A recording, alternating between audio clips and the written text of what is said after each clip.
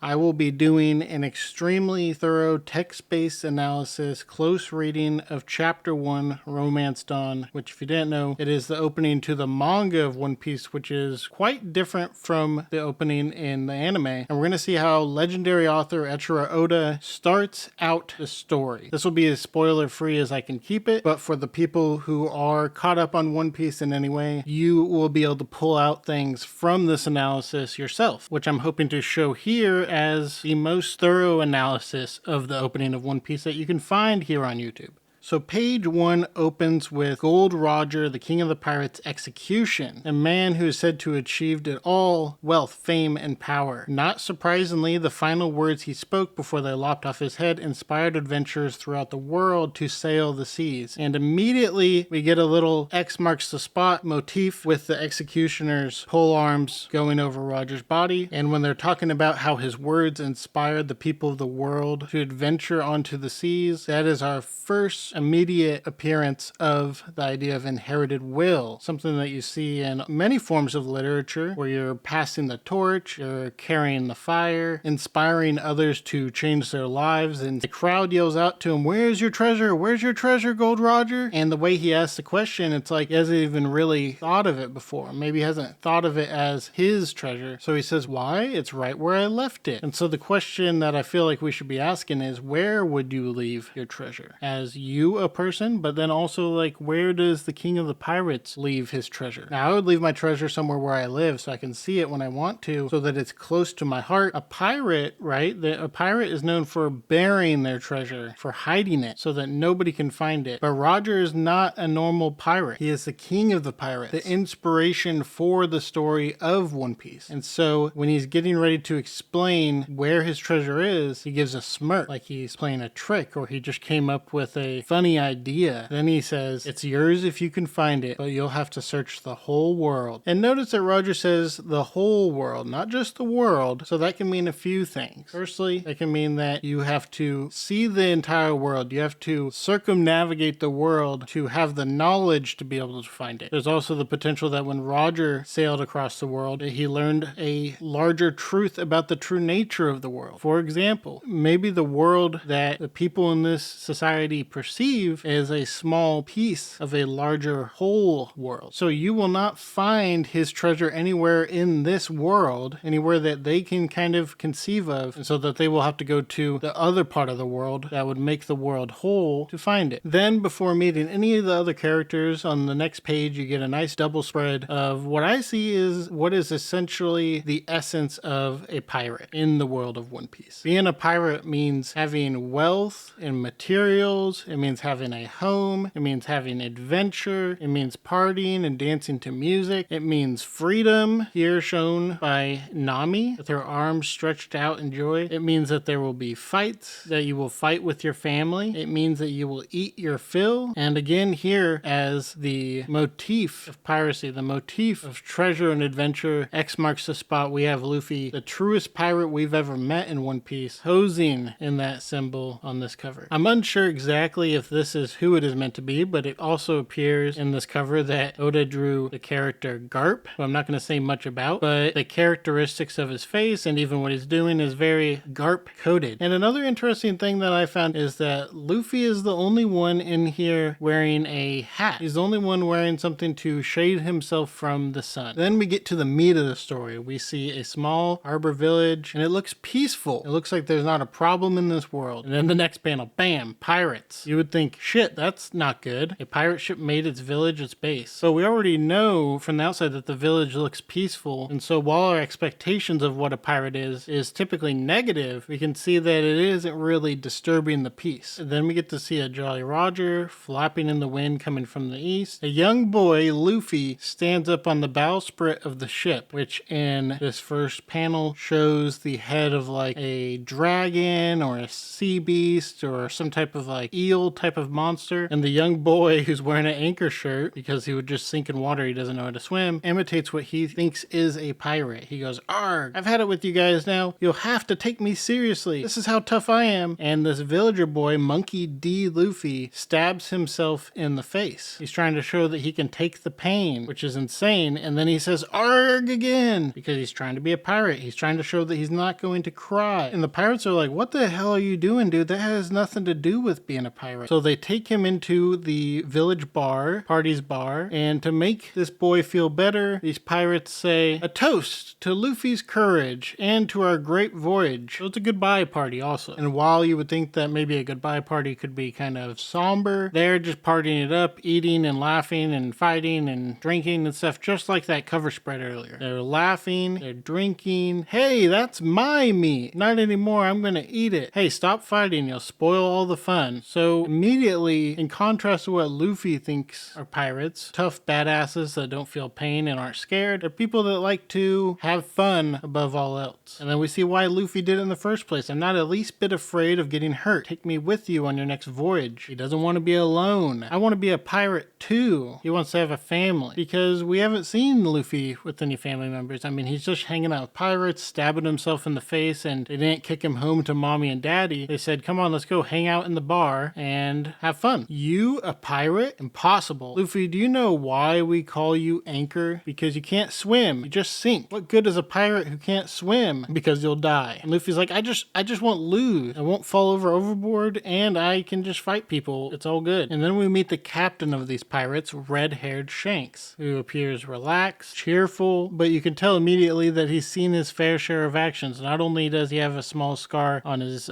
shin, on his left leg, but he has a prominent, pretty nasty scar right across his left eye. And normally in a pirate story, what you would expect for a character like this is that they would be wearing an eye patch, because they would lose their eye normally in this. But One Piece tends to lean pretty far away from a lot of pirate stereotypes, or at least certain kinds of pirates, so it isn't that surprising in One Piece. And in this little boy Luffy, we see that he has a powerful imagination, imagining his punch as powerful as a pistol, which is very silly, because his punch would feel like nothing at all against any type of adult, against another pirate. And on the next page, on page 12, Captain Shanks is disappointed by Luffy wanting to make his punch a pistol. He's disappointed in the idea of that being Luffy's desire. Why is that so? Well, I would guess that means violence is wrong, that he believes a young boy shouldn't be thinking about ways to hurt people, that he should be thinking about ways to live his life. And Luffy is irritated by this. And the rest of the red-haired pirates are like, "Luffy, calm down. We're just having a good time. Pirates always have a good time. The sea is vast and there's lots of islands to explore. And best of all, pirates have freedom. Pirates are not bound by laws. Pirates aren't stuck on an island, unable to see the rest of the world. They can hop on their ship and they can sail around, meet people, eat food, listen to music. But the question will be, what is the cost of this freedom?" Regardless of that, Luffy is impressed. And Shanks says, "You guys stop filling his head with crazy ideas," possibly implying that they don't have true freedom yet, that just being a pirate is not enough for that. Some of the crew members try to set it up so that Luffy can come along with them, but Shanks says, "Well, one of you will have to stay behind." And they're like, "Okay, not gonna do that. Sorry, Luffy." And Shanks tells him, "Maybe when you're older, buddy. But right now, you're just too young." And to reinforce that, Shanks kind of messes with him by getting him to drink some milk, because kids like milk, which he uses to illustrate his point that a pirate would never drink milk. The second mate of the red-haired pirates tells Luffy that Shanks is just doing what is best for everyone. It's his job to ensure the safety of the entire crew and ship. And then he tells Luffy about some of the not so fun stuff that pirates do, like pillaging, hostage taking, heavy drinking, and swimming. Things that Luffy has never done and probably doesn't have an interest in, given that he's like 8 years old. And notice that the second mate doesn't say exactly, "This is what it's like being on the red-haired pirates." He just says, "being a pirate," which could imply that he's talking about all pirates, including the red-haired pirates, but it could also imply that there are a lot of other pirates that make the having fun and messing around and enjoying life, that they make it not so fun for pirates like the red-haired pirates. And these pirates pillage, take hostages, get hammered drunk and ruin the vibe, and potentially destroy things so that there is nothing left to stand on, leaving the people having to swim in dangerous waters. This could be if your boat is destroyed, then you're going to fall in the water, or it could be that pirates could remove people from land and force them to the sea. And if they don't have a ship to stand on, then, well, good luck. The second mate goes on to say what Luffy's true dream is at this moment, which doesn't last for very long, but we will see why soon. It's not that he wants to crush your dream of becoming a pirate. So that's Luffy's dream right now, is to become a pirate. And then we meet Makino, the proprietor of the tavern keeper. And if you look at her character design, there's some pretty cool stuff, but you can see that she's running the tavern presumably by herself, because to carry the kegs of beer, she uses a rope system to assist her carrying the heavy keg safely. She also has some platform shoes that I would think in this case would help her reach some of the higher shelves. And she asks Luffy, would you like something to eat? And Luffy says, yeah, just put it on my treasure tab, which Luffy says, I'm going to become a pirate, find lots of treasure, and then I'll come back and pay her. But what this illustrates is even this very early version of Luffy is that he shares. He shares his treasure. He doesn't want to take advantage of people, even if he doesn't have a way to pay them back now. He probably truly does, if he can remember, intend on paying back everyone. And maybe he doesn't remember specifically what he owes people, and he plans to pay back the entire world to satisfy his debt. And Luffy and Makino laugh and say, haha, we'll celebrate together when you return. So they'll share and they'll have a big party, stuff that is very important to Luffy. And to help illustrate that there are two different types of pirates, two different types of people who want to be pirates, we see a divide in Luffy and Shanks here. Shanks eats over his plate using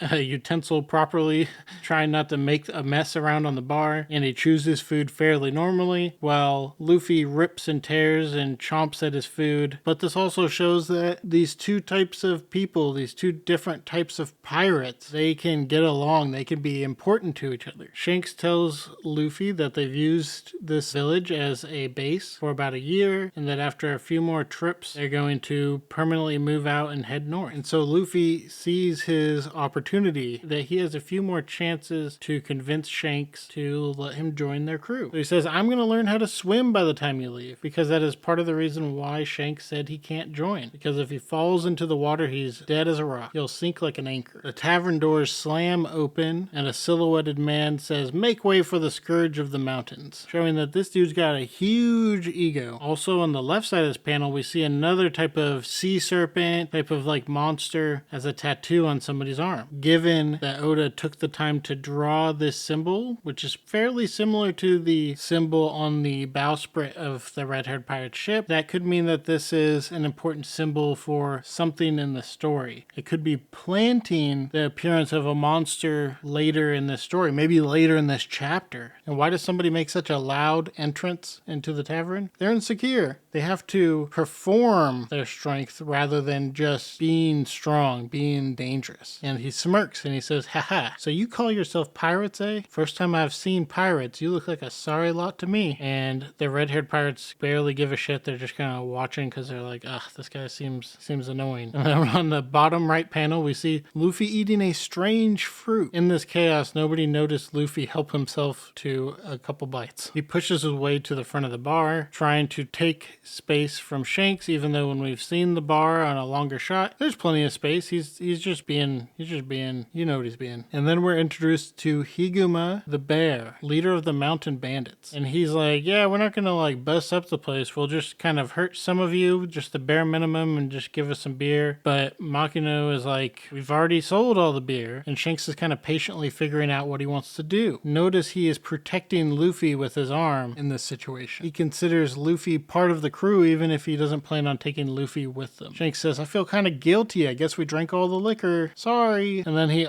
offers him a full bottle to make amends, even though this guy doesn't have any particular rights to have any amount of this alcohol. And you can see that this guy barely even cared about it at all. He just wanted to make trouble, so he busts the bottle over Shanks' head. And we see the reactions of people. We see Makino, who feels scared. We see his little gooners, who look smug. We see the red-haired crew, who looks confident and unworried. And we see Luffy, who is still munching on that fruit, who is just shocked at what he is witnessing. A bandit or pirate like this bandit doesn't want to share food, doesn't want to share booze, doesn't want to share anything. He wants to feel big. He wants to feel powerful. The bandit talks a bunch of smack, and Shanks reaches down to pick up the bottom of a broken glass bottle, and you're like, oh damn, is he gonna like slash this guy or something? And then he just starts cleaning up the mess and completely ignoring the guy, who then swings his sword across the countertop of the bar, breaking all kinds of other shit. And so he's like, all right, if you like to clean, go ahead and clean all this shit up too. And then he walks out. And then even though he acted like a little micro penis chud, he says, farewell, cowards, and walks out. So really all they did was walk into the bar, make a big mess, and then leave. Shanks lets out a sigh of relief, and nobody got hurt, and no harm was actually done, and everybody laughs at him, and this pisses off Luffy. He says, he made you look like a weakling. So to young Luffy, it is not necessarily important to be strong. It is very important, though, to appear strong, to not be made to look weak. Why didn't you fight him? Sure, they outnumbered you, and maybe they looked pretty tough, but what kind of man lets himself be treated like that, then laughs about it? What kind of man is Shanks? Well, he's a pirate captain who cares about the safety of his crew above all else. He wants to protect Luffy. He wants to protect Makino and her bar, which is presumably a treasure to her. But Luffy thinks at this moment how he should do that is by killing or hurting this bandit. He thinks that would solve the problem. But Shanks sees the problem as not wanting anybody to get hurt who he cares about. Luffy sees the problem as his pride being wounded. And because Luffy looks up to Shanks, if he sees Shanks as a weakling, that means Luffy, by association, is a weakling as well, which is something deeply shameful to him. And then he says, then laughs about it? You're a disgrace to all pirates. And Shanks takes this pretty seriously. He's like, maybe when you grow up you'll understand, kid. He just got some beer on me. That's all. Needless killing doesn't make you a man. And so in a way, Luffy's blinded by his anger. He is kind of speaking as if that bandit is more of a real man than Shanks, which is absurd. In fact, that bandit said that he does needless killing all the time, and that's what makes him such a badass. And so he's like, I am the man. And Shanks is saying right here, that guy, he's kind of nothing. He's kind of pathetic. Don't want to be like him. And as Luffy walks away, Shanks grabs him, and his arm stretches far. And they're like, oh my god. He took the gum fruit they took from that enemy ship. Not pirate ship, enemy ship. Another pirate crew could be an enemy, but this is also the first hint at there being other enemies in this world besides other pirates and criminals. Shanks calls that fruit that Luffy ate the fruit of the devil. It's one of the secret treasures of the sea. And when we think of the fruit of the devil, we think of the apples in the Garden of Eden. So to eat a fruit like that is to sin, to break the laws of nature, to move away from God. And his punishment is that he will never be able to swim again for the rest of his life, which frames that dream of his of becoming a pirate as dead. Because they have said many times, how are you going to be a pirate if you can't even swim? This doesn't bother Luffy though. We see him marching sometime later back to the village with a basket in tow to the fish market where he asks for some fish. And he says, hey rubber boy, why are you in such a good mood lately? The pirates set sail without you today, you know, and you won't be able to swim for the rest of your life. It doesn't matter if I sink like an anchor, then I'll just be a pirate that never falls overboard. And we could see Luffy talking to him with a big ass grin in this small panel as well. The guy also implies that Luffy should be sad because his family, the red-haired pirates, left him behind on this island. So you would think that he'd be sad that he's alone. So there's an implication here that Luffy is smiling to make himself feel better, because when you smile, when you laugh, you do so because you're happy. So if you laugh or smile when you're feeling sad, maybe you'll start to feel better. And certainly Luffy is starting to figure out that with his gum fruit, he can do funny things with his body to make other people laugh too. And while the mayor puts down Luffy for wanting to become a pirate because of their reputation and that Luffy would make the village look bad, he says, well, the captain, Shanks, is not such a bad fellow. Showing again that there are distinctly two different types of pirates, two different types of people who are wanting to be free two different types of criminals in this world. There's people like Shanks who want to protect people who he cares about, who wants to have fun and have a good time. And then there's people like what I would say Luffy right now and that bandit who want to make a name for themselves, who want to feel free by being bigger than other people. So Luffy sits back down in Party's bar, Makino's bar, and Luffy calls the red-haired pirates a bunch of wimps and he's talking shit. Makino's like, are you sure about that? Maybe it takes more courage not to fight. And Luffy's like,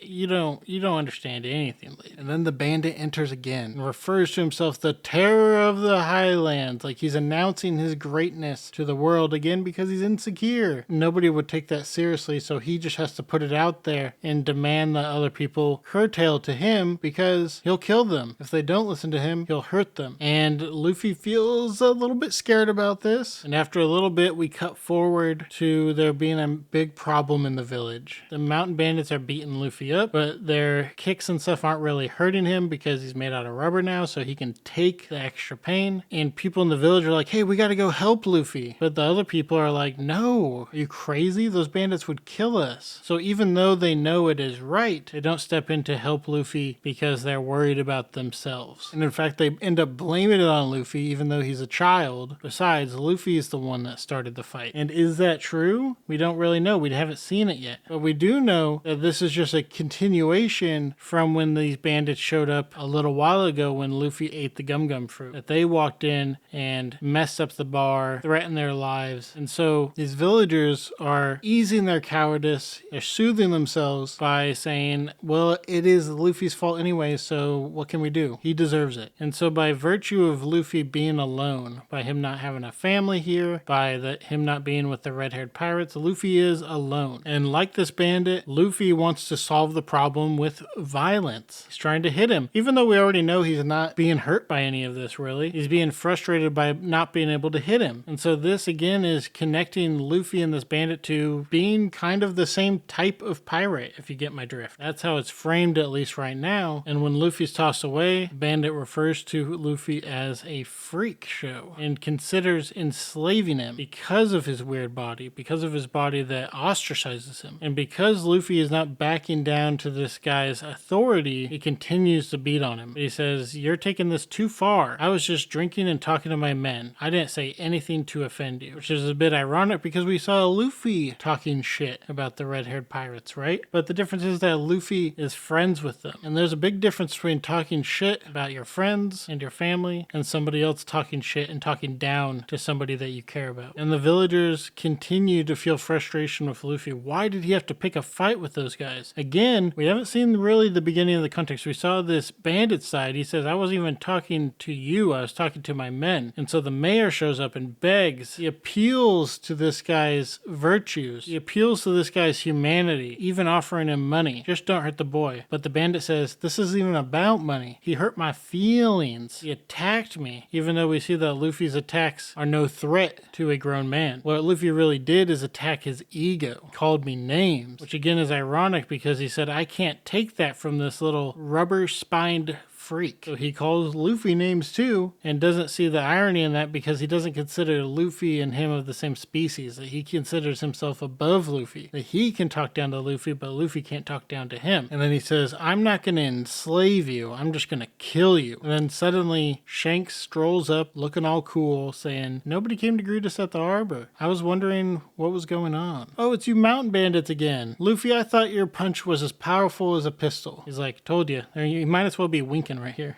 And his crew is like, dude, don't talk shit right now. But this is what family and stuff do with each other. They talk a little bit of shit, but it's all in good fun. And then this little crybaby bandit says, I don't know what you want, but you better back off before you get hurt. And then he says, come any closer and we'll have to kill you, cowards. Like, how does that make any sense? If you come close to me, I'll kill you, which means that you're a coward. Reactionary chuds are going to be reactionary chuds, right? One of his goons points a gun at Shanks' head and prepares orders to fire. And he says, don't come any closer or I'll blow off your head. Ha ha ha ha. And all the other gooners start laughing. Ha ha ha ha. They think it's funny to kill somebody. They think it's funny to threaten somebody's life. And while Shanks tries to explain that to him, that that's probably not a good idea, it's not safe to point guns. You know, Chuds love to point guns. One of Shanks' friends protect him by blowing his brains out. And there's a contrast between the crew of Shanks and the crew of this bandit. Shanks' crew members, they look unique. They satisfy their own desires. They don't even necessarily go off of orders. Shanks didn't order him to blow that guy's brains out. The crew of Shanks have jobs unique to them. But the gooners in the bandits crew, they all look exactly the same. They are literally nothing more than bodyguards at best, blindly following a leader who pretends to be strong. And the gooners are like, what have you done? That wasn't fair, which is very silly because they just pointed a gun at his head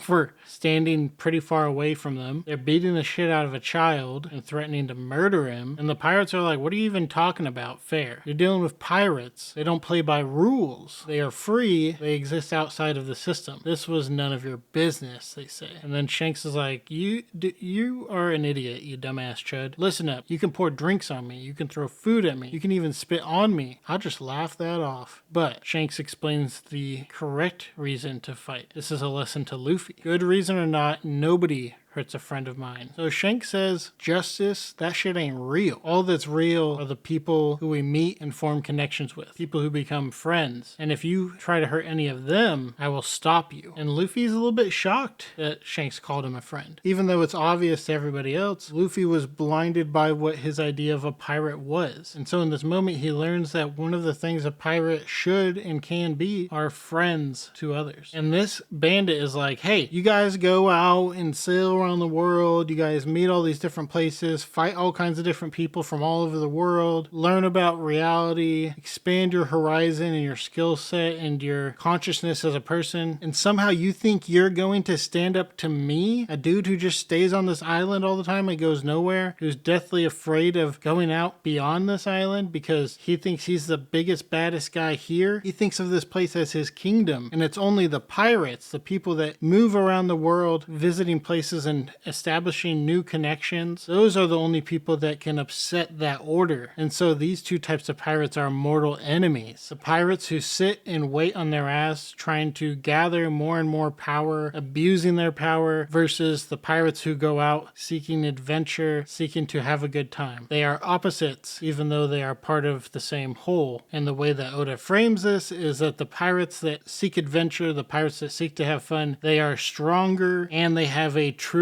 understanding of what freedom is, about what power is, about what dreams are, about what a pirate is. And so the rest of the Red Hood pirates step in to fight for Luffy as well, because they are also his friends. And the second mate mocks these bandits. He says, you were saying something about mountain bandits and pirates? Well, you aren't going to beat us on land, so you better bring a battleship. Now, who has a battleship in this? Who are the people that can actually fight these pirates? Not going to come up here, but pirates don't normally have battleships. Militaries have battleships, right? And all of a sudden this bandit starts pissing in his diaper, understanding how weak he truly is, but not being able to accept it. He starts blaming it on Luffy. Luffy started it. And Shanks is like, doesn't matter to me. There's a price on your head anyways, isn't there? And so he starts really filling up that diaper. And he throws down a smoke bomb and runs away with Luffy. And now the red-haired pirates have to go look for him. And so the mountain bandit takes Luffy to the last place he thinks the red-haired pirates would consider looking for a mountain bandit, at sea. And because he has no use for Luffy anymore at this point, he thinks, what's one more person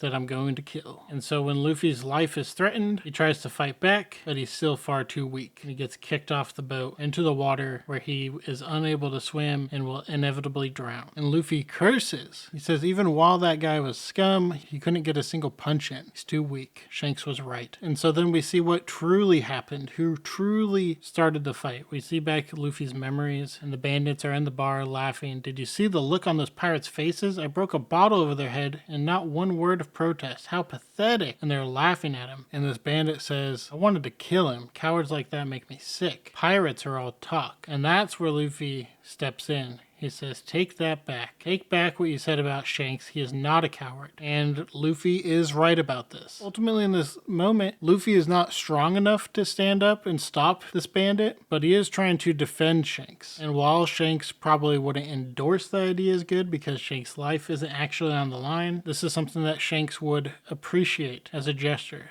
A gesture that means that Luffy sees Shanks as a friend and not just somebody who he wants to become the image of. And so by coincidence, or by hearing Luffy, or by maybe Luffy accidentally calling some type of power to him, a sea monster appears right behind the mountain bandit and eats him in one bite. There's always a bigger monster, right? And while Luffy's freaking out, the sea beast gets ready to go after Luffy, who's drowning. And Luffy prays, somebody help me. And his prayers answered when Shanks appears to save his life from being eaten whole. The sea beast hears Shanks growl at him or something. Shanks says, get out of here. He can communicate with the sea beast, and the sea beast shits its diaper and runs away. Shanks dominated it through sheer will alone, indicating that Shanks is much more powerful than a sea monster that ate that stupid bandit in one bite. And unlike that idiot mountain bandit, the sea monster knows when he has no chance and runs away. Luffy, I'm sorry.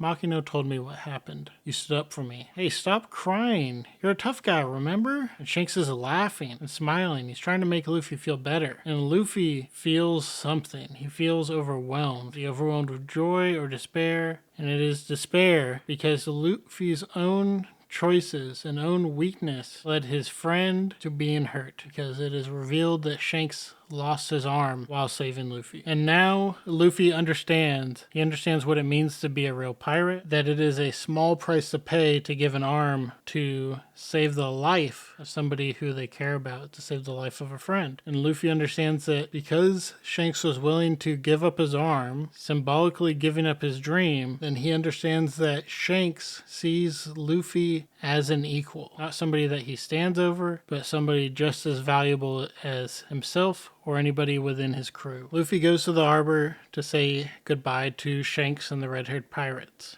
And he says, yeah, I'm sad, but I won't ask you to take me with you. He says, I've decided to become a pirate on my own. He doesn't even want to join the red-haired pirates anymore. He wants to become a pirate captain. He wants to find his own friends and to make his own bonds. He wants to be able to protect people like Shanks protected him. It wouldn't do you any good. You're still too little. There's no way you can become a pirate. One day, I'll have a ship and crew better than yours, and we'll have the biggest hoard of treasure in the world. I'm going to become king of the pirates. And so at hearing this desire, at hearing this goal, Shanks removes his hat, giving it to Luffy, representing himself, passing the torch to Luffy to carry on, to say, if that's going to be your dream, then do it for me as well. And now you have to do it because I need you to keep this hat safe for me, but I'll only take it back for you once you become an even greater pirate than me. And this shows that Shanks has complete faith in Luffy, that he is happy to give his greatest treasure to Luffy because he sees himself in Luffy. He knows that Luffy will take care of it for him. And then 10 years later, from that very spot, Luffy sets out himself. And the villagers are happy for Luffy, even if the mayor worries that he'll shame the village. And Luffy's not starting out so strong. He doesn't have a sail. He's just out on the calm water, but he is optimistic regardless. And that same sea monster from 10 years ago pops up, and Luffy's like, hey, sorry about that, brother, but I'm gonna have to punch you in the face. And so we see in the last 10 years that Luffy is at least